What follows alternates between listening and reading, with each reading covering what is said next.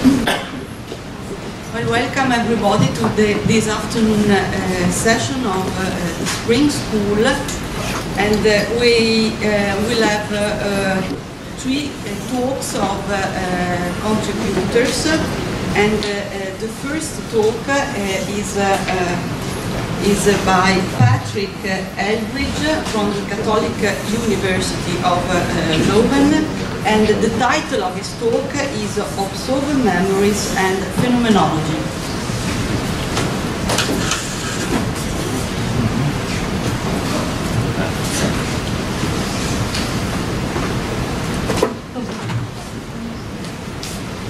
Thank you.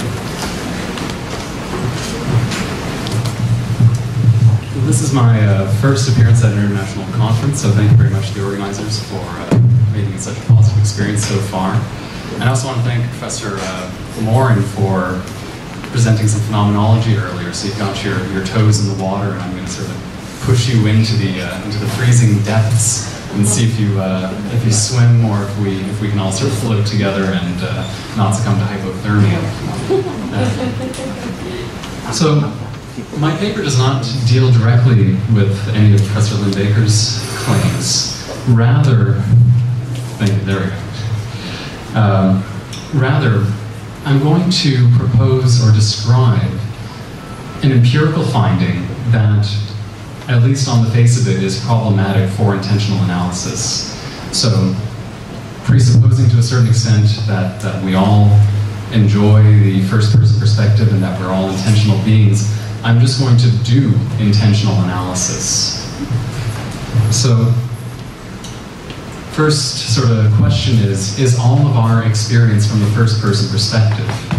So we often speak metaphorically about adopting other perspectives, and perhaps even conceptually about adopting other people's perspectives on certain events. But do we ever really experience something outside of the first-person perspective? In 1983, Ulrich Neisser, who's sort of considered the godfather of cognitive psychology specifically, who, along with his student Georgia Negro, published a very famous paper called Point of View in Personal Memories. So in this paper, they made a distinction between field memories and observer memories. So field memories are a bit more familiar to us. They're recollections from the first-person point of view. So later, if I recall giving this paper, I see you guys from a certain angle, I see this paper at a certain distance. So it has the same sort of structure as the perception. But according to Neisser and Negro, there are also memories where we are spectators of ourselves. So they call these observer memories, and they say that these are recollections from the third-person point of view. So in certain instances, the recollecting person sees his or herself from the outside, participating in some event. So these are perhaps more rare than field memories, but they do become more frequent as we age, according to a fairly recent study by Piolino, Desgrange, and their associates. Recent study, 2008, is not very recent in cognitive science. Everything has a shelf life of about 6 months. So my goal here is to share with you some of the difficulties and opportunities, challenges that this form of memory offers to phenomenology. So first major question is, what does a phenomenology of recollection consist in? So phenomenological research into recollection consists in the attempt to determine the intentional structure and constitutive elements of the conscious experience of recollecting. It also consists in determining the structures of remembered objects with respect to their thinkability, so that is, the conditions for their possible experience. So I'm going to stay mostly on this noetic side, that is, the intentional side, and present some of Husserl's foundational insights into the nature of recollection. And I think the best way in here is to compare and contrast recollection and perception with respect to their temporality. So perception and recollection have roughly the same temporal structure, according to Husserl. They both have a privileged now phase, and they both have running off phases. So whether I hear or whether I remember a melody, the experience has a unity and a flow and duration. The past notes don't completely disappear, and the present note has a certain freshness or liveliness to it, in my experience. So in recollection as well, there is a present, a now, but it's a remembered, represented now, which has elapsed. So in recollection, there is a discrepancy between the now that I recollect and the now in which I recollect. Perception, on the other hand, gives its object now, simultaneous to its execution. So to clarify this talk of simultaneity and discrepancy a little bit, we should note the distinction that Husserl makes between intentional consciousness and inner consciousness. So intentional consciousness are acts, presentational or representational acts, awarenesses that are directed to transcendent objects, and they bring them to different forms of givenness. A few acts that I could name are memory, perception, image consciousness, fantasy, etc. Inner consciousness, on the other hand, is a pre-reflective self-experiencing, a self-awareness that the ego has of its own intentional activity for Husserl. The more familiar classical term is apperception. So this comes, of course, from Leibniz and Kant. I can add the I think to any of my presentations. Today we would call it more proprioception. The more relevant predecessor in this tradition would be Franz Montano for Husserl, who in Psychologie vom empirischen Standpunkt gives a very interesting and very controversial description of this. A nice word for it also comes from Michel Henry.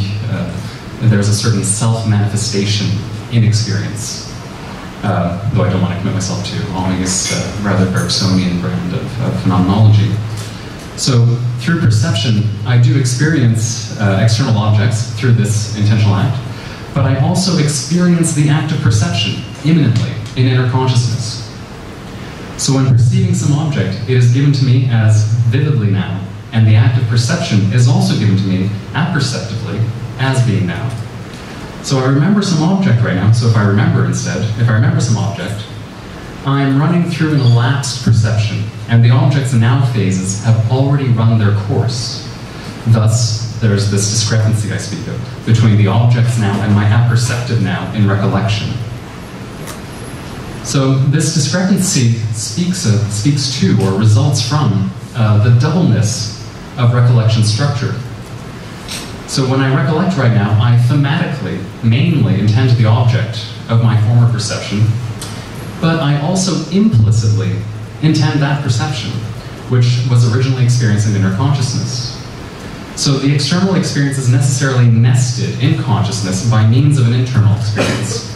The quality of having been perceived is an essential determination of the recollected appearance for Husserl. Thus, he says that recollection is constituted by a double intentionality. The act of perception is intentionally implied, but not thematically posited in recollection. So, if I say, I remember my childhood snow shovel. So, I'm from Canada, you have to shovel a lot of snow as a kid, and they even sell little mini plastic ones for children, so you feel like you're really helping out dad or mom or what have you. So if I say that I remember my snow shovel, I don't mean I remember having perceived my snow shovel, because that signifies I remember having perceived that I perceived the snow shovel.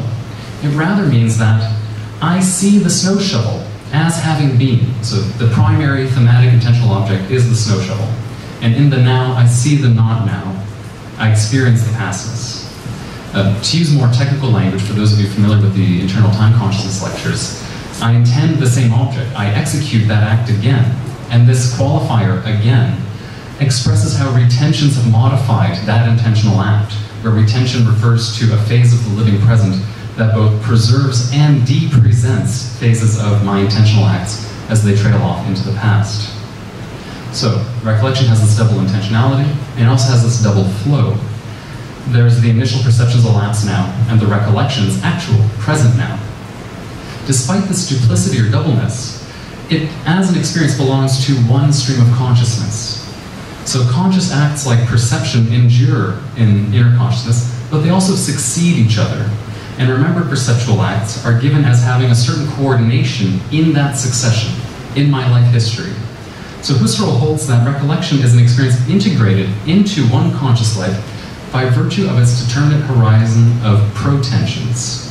So just as intentional acts have retentions, they also have their protensions. And a protension is a phase of my living present, of the living present of my intentionality, that is open, so to speak, to what's coming next.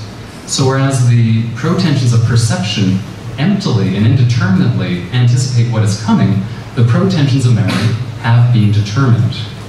So the portion of the flow of events that I protend in one phase of memory are identical with the moments that I retend in a subsequent phase of memory, which does not hold for perception. So to speak a bit more plainly, the protensions of perception are a possibility, whereas the protensions of recollection are an actuality. They have been determined. They've come to a certain kind of giveness and elapsed as well. So by virtue of these protensions, they're integrated into this one flowing conscious life. Duration cannot be posited without it being posited in a temporal context or succession. So as Husserl says, foreground is nothing without background. Vordergrund ist nichts ohne Hintergrund. So I thematically attend to the remembered object, and I also emptily intend the perception with its obscure temporal surroundings, which are just moments of my life. So this is the story that we get where there's a doubleness, but that doubleness is integrated, so that I don't feel like I have multiple timelines, so to speak, running every time I just remember. So to wrap up my sketch of Husserlian phenomenological account of recollection, I'll present a little schema. So 1, perception gives me the now as now. That's its temporal structure. By virtue of the simultaneity of its object, the execution of the presenting act, and the inner awareness of that presentation. 2, to represent a now, I must bring about a modified perception. 3, I recollect the perceived, not the perceiving. So I recall that which appears in the perception. And then 4, but I nevertheless do attend to the former perception's object and that object's now, which are posited in relation to this actual now. So much for this Husserlian phenomenological account of recollection. The central question now, to my mind, is what challenge do observer memories present to phenomenology? So can we, I'm going to include you all in this, we're all phenomenologists right now, can we as phenomenologists make sense of observer memories?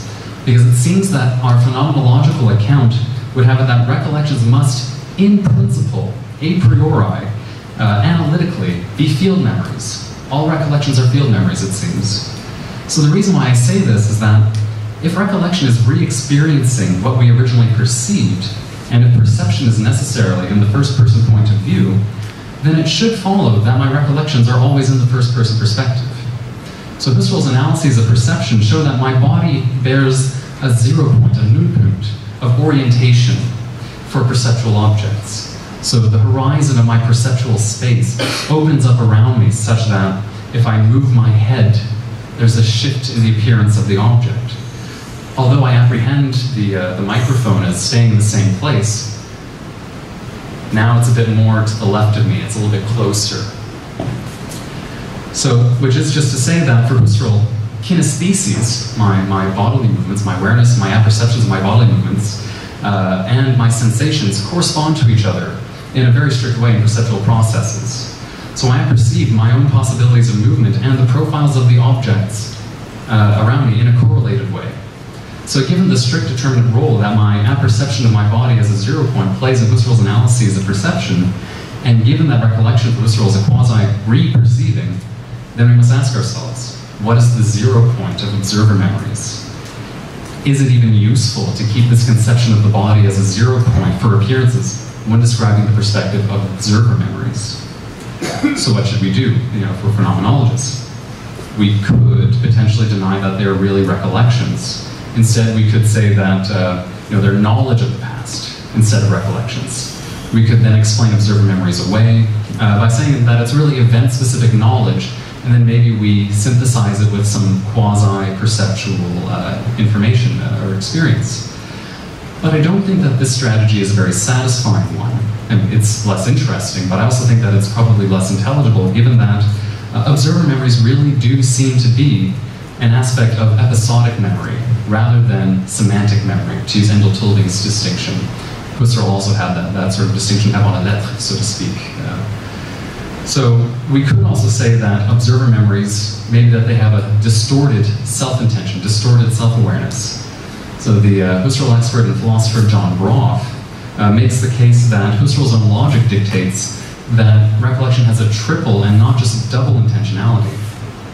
So when recollecting, according to Roth, we intend 1, the object originally perceived in the act, 2, the perceptual act executed, and he adds 3, a past segment of my time-constituting consciousness, my absolute time-constituting consciousness. So I recall an object, and to do so I implicitly intend the perception that constituted the object.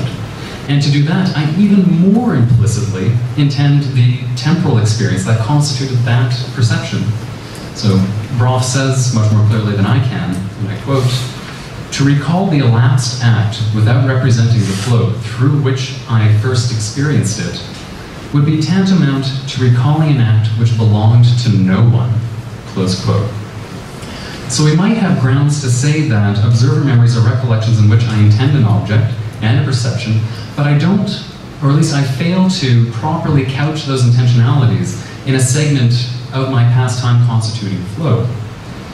So we can say that observer memories maybe are conditioned by a distortion in this nested structure that recollection has. This seems promising, and I do think that the theme of inner consciousness is vital. But I would stress actually that observer memories do not have a failed or skewed self-intention or self-awareness, but rather that they have an original and very peculiar form of self-awareness. I propose that observer memories are genuine forms of recollection that involve a self-objectification. So I'm going to argue, so I'm coming now to sort of my third main part. So what is self-objectification, specifically with respect to observer memories? So I'll sort of let the cat out of the bag right away and say that I don't think that there's really a shift outside of the first-person perspective, but that there's a constitution of a mnemic, from mnemic, self-object. But before we get to all this, I'm going to just sort of ease ourselves into the tub, so to speak, by analyzing a case of self-objectification that occurs in a more straightforward intentional act.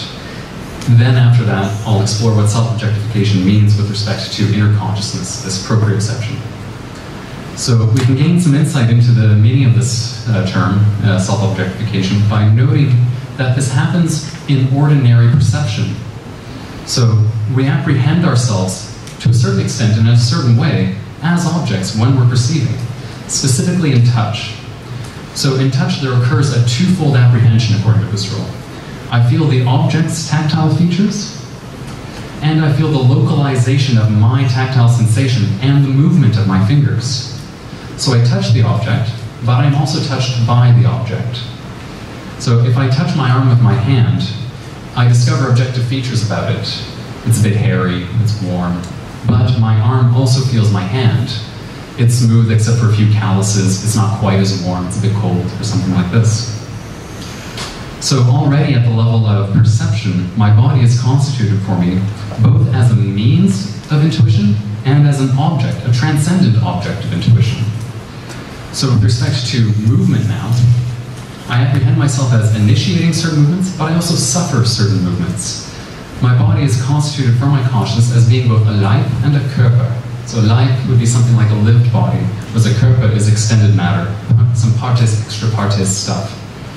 So this, by the way, is how Husserl sort of recasts the mind-body debate, not how to connect res extensa, res cogitans, but rather how to connect the body as a system of motivations and the body as a system of causality.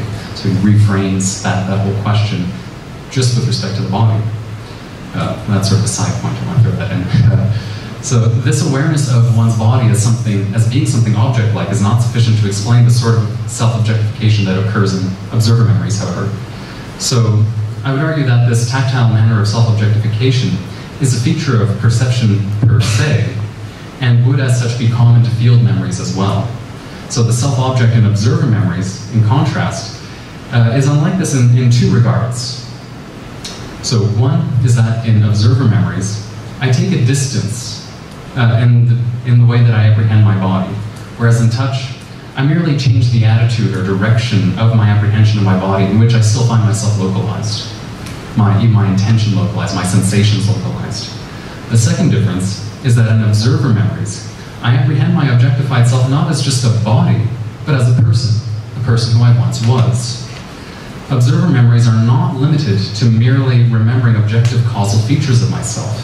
So we need to go further to really get at the specific problem here. So I'll turn now to inner consciousness. So that was the intentional picture of self-objectification. In recollection, in standard recollection field memories, the initial perception and its object have been representificationally modified. So that is, they're not presentations, they're presentifications, or they're representations. And so I ask, what about the inner consciousness involved in recollection? Has that been modified? So Husserl tells us that every experience, every inner experience, is either impressional or representificational. I use the word impressional here just to, so normally you'd say presentational, but because it's not a matter of intentionality but inner experience, I have to find a different term. So on the one hand, Husserl says that every consciousness of something immanent to every impressional inner consciousness, there corresponds a representational consciousness of the same. So for Husserl, that is, to every sensed red, there is a phantasmic red as well, or a possible phantasmic red. But then on the other hand, every representing is in turn couched in an impressional inner consciousness. So every act, every conscious act is impressionally experienced. But now on the other hand, we need a third hand, amongst such impressional experiences, there are those present as representations. So we have to juggle three demands. One, all consciousness is couched in inner impressional consciousness. Two, any consciousness has a possible representifying modification that corresponds to it. And three, impression and representation are mutually exclusive terms for Husserl. So to make the stakes and theme a little bit clearer, we find that in fantasy, for instance, I represent some event that is not really an event in my life. The fantasied event does not happen to me. It happens to a fantasied me.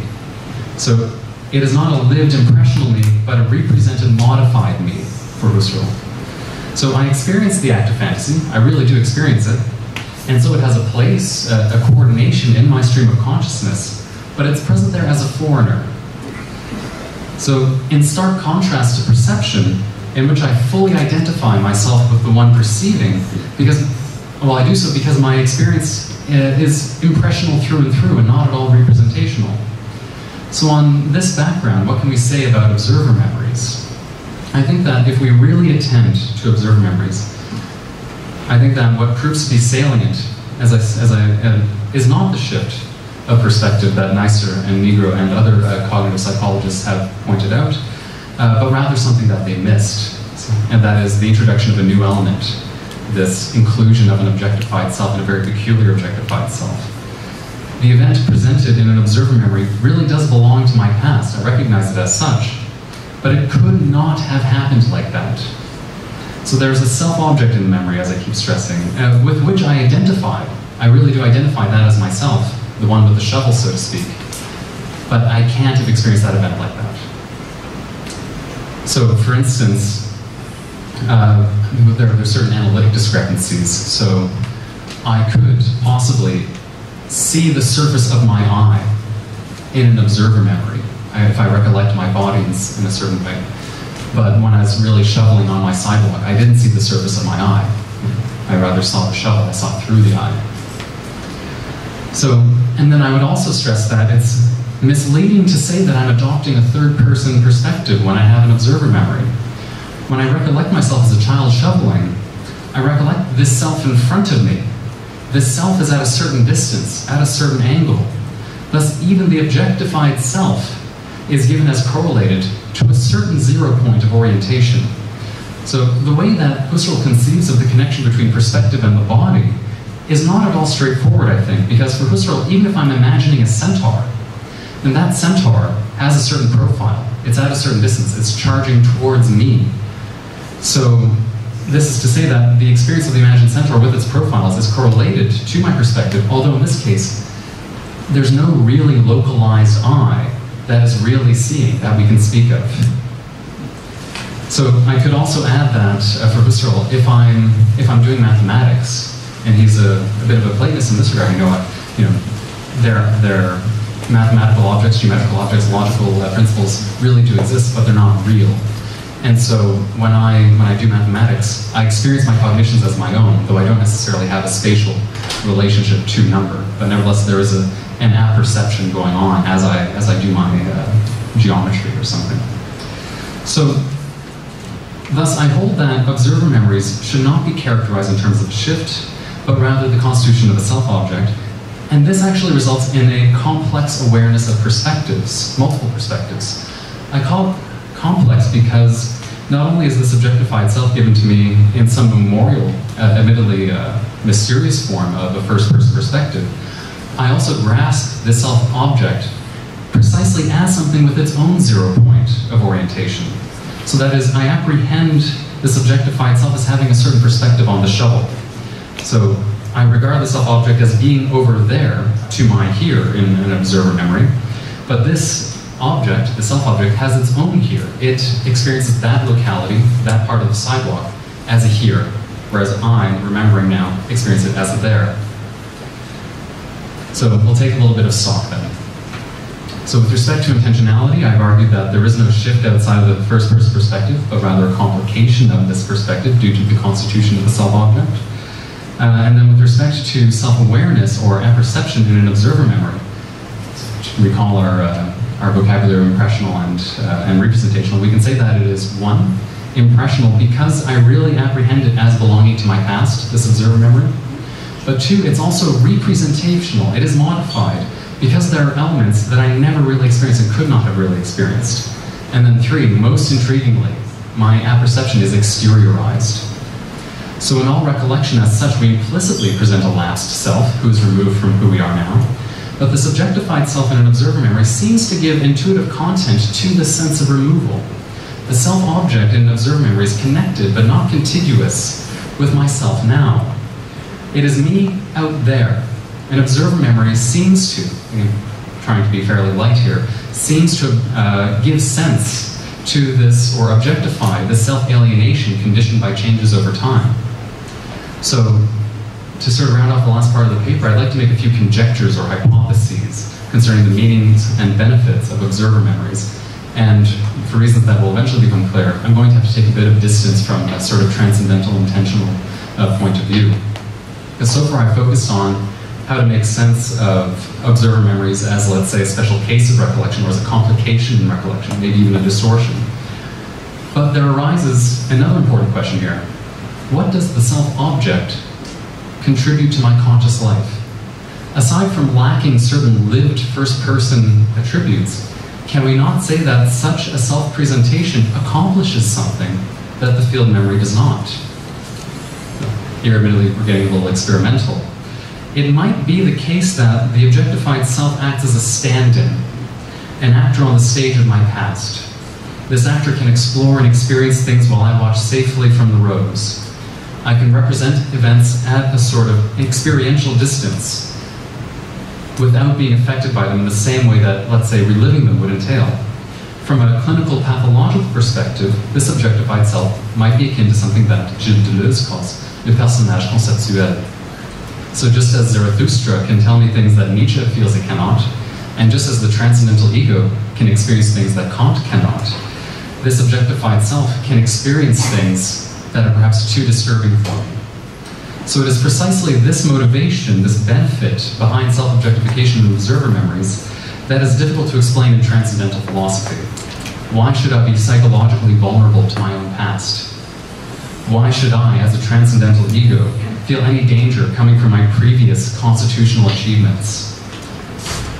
I'm not going to answer that. At any rate, I think there are also non-pathological explanations for self-objectification in observer memories. So just as a sort of guess, and this would be an empirical matter, I believe that there's likely a link to what cognitive psychologists call verbal overshadowing. So when I recount an experience again and again and again, certain narrative elements might slip into the story that I'm telling, even if I still really am remembering it, such that I gain a story self in my recollection of the original event, a sort of strange mixture of the I that a story character utters and my lived I. So I'll wrap up with a few hasty words of conclusion. So I'll repose my sort of central question: do observer memories pose a problem for a Husserlian phenomenological account? I've argued that observer memories do not break or even really escape Husserl's account of recollection. That is, they're not a salient counterexample. And further, I hope to have shown that Husserl has provided us with distinctions and concepts to produce knowledge about observer memories in phenomenological description. Thus, rather than a proof against Husserl's philosophy of recollection, I believe that observer memories make a strong case for his foundational insight that self-identity, pre-reflexive self-awareness, self-consciousness are vital structuring elements of experience. So what the observer memory phenomenon does reveal is that self-consciousness is very slippery, and that it moves on a scale between immediate self-identification and quasi-exterior intuition. That's it, thank you.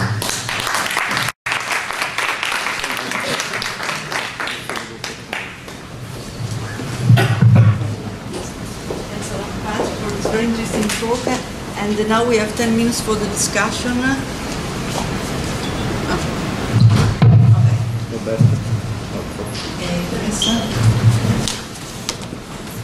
Thank you very much. And that was a very clear comment. I'm not sure exactly how you define or delimit observer memories or the observer part of the memory, but I think it's the case in ordinary experience that when we remember ourselves like a child, we can place ourselves in different parts of that memory. You know, if you imagine yourself shoveling your snow, you could, in the memory, well, I said imagine myself, but let's say remember yourself doing this. In the memory, you could be looking at that scene and seeing yourself from a sort of third-person perspective. Or you could be from inside, if you like, your own eyes looking. Cameras do this all the time on TV, you know, so you can switch the perspective. But, you know, my understanding is that you were saying we could do this, but only, I want to get clear, what do you mean by it's a modification of the original perspective and not a genuine third-party perspective or something like that? So I'd just like to get clear what you mean, first of all, by observer memory, and then what is the role of the, where are you placing the observer and how do you relate it in each case? Because you have, I mean, as you correctly put out, it's a very, even an ordinary memory is a very complex thing because it is a current psychic event. So it's in the now, I'm now remembering. But, and then therefore it has also a connection to a psychic event that occurred previously. So it's got and that has the character of having been or whatever. And then it's got an object and all the rest of the things you described. But not just is the temporal character kind of nested, as you put it, but the observer part is. So I want to hear more about the observer. Thank you. The central point, and I didn't come out right out and say this, is that observer memories themselves are still structured by the first-person perspective. So that was one main point, counter to the cognitive scientific literature on observer memories. So with respect to the perspective, I'm fully willing to sort of admit that that the here, the 0 point of observer memories, is extremely ambiguous. Now, with respect to the perceiving yourself from the outside, that I really do think that that needs a constitutional sort of story. You know, that needs this sort of, well, if I identify with it, but am able to perceive it from the outside in a very special way, then we need to have this kind of intentional structure of the constitution of its meaning. So I'm not sure if that directly responds to it, because I'm taking a bit of a Mysterian strategy by saying that although observer memories are still structured by a first-person perspective, I haven't really explained why or how I take that perspective. That is, why I sort of see myself from behind or in front, or why I displace myself, so to speak. And frankly, I think that it probably has something to do with, again, this is more of an empirical claim, familiarity with the objects involved. That is, I'm so familiar with them and I've seen them in under so many descriptions and in so many angles that recalling them, I sort of constitute something that is capable of evincing multiple profiles all at once. You know, an actual memory is extremely fluctuating. You know, it has this, how to put it, it has a bit more spontaneity to it. I think that's why we often tend to want to say, like, oh, well, it's a kind of imagination, or imagination, you know, is modifying it, precisely because, you know, it's not passive in the same way that perception is. There does seem to be a kind of spontaneity there that's more akin to imagination, such that I can vary the profiles of the object, but nevertheless, it still has this temporal structure which gives it this meaning of passiveness. So the reason why I say that it has to do with, perhaps, again, this is an empirical claim, familiarity with objects, is precisely, I know them so well that I vary them, that it's not just remembering like one specific phase, but that a lot of phases can come together, which is why it's so fluctuating. Roberta?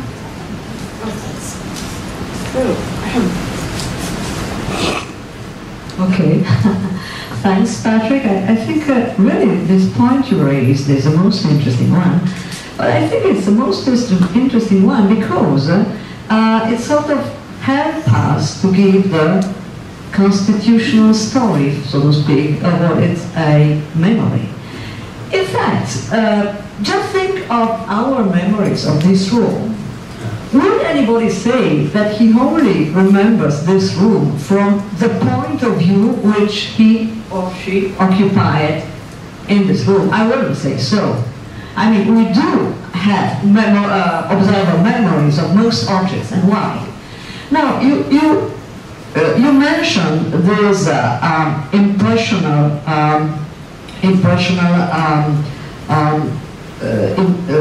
inner experience. Okay. Now, I suppose that you ought to distinguish consciousness generally from actual and particularly perceptual experience, because only actual experience or perceptual experience has got an impressional inner consciousness. Consciousness generally, and quite particularly memory or imagination, has not. And this is why, because, I mean, this was, in my opinion, the lacking part of your analysis. You didn't examine the different positionality of the three. I mean, conceptual positionality is one thing. That's the reason why you do need the 0 point position in a way, to be the 0 point of your perception, because of course the object there is there, and the very fact that you can go on exploring it presupposes that it is given in such a way.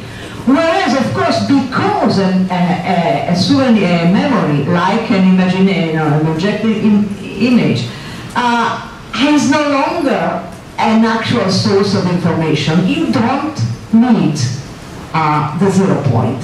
In fact, that's useless. I'm not sure I agree with that, because I mean, I think that Husserl would be very quick to respond that anything extended really does have this kind of 0 point in relationship. But I mean, of course, so coming to the other point about impressional consciousness, for instance, I have impressional consciousness of my eidetic cognitions. So that is, you know, I do mathematics, I do this, I do that. That's impressional, but does not have the 0 point because it's not an extended object. It's an ideal object, of course. So I would still say that insofar as it's episodic memory, and insofar as I intend it as an extended object, I think that we need to keep this vocabulary of the 0 point orientation.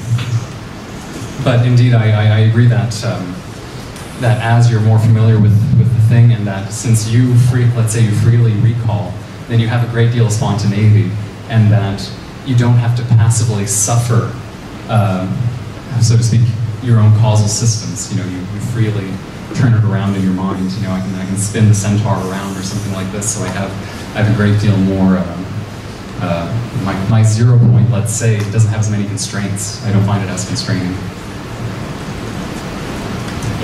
Thanks again, Patrick.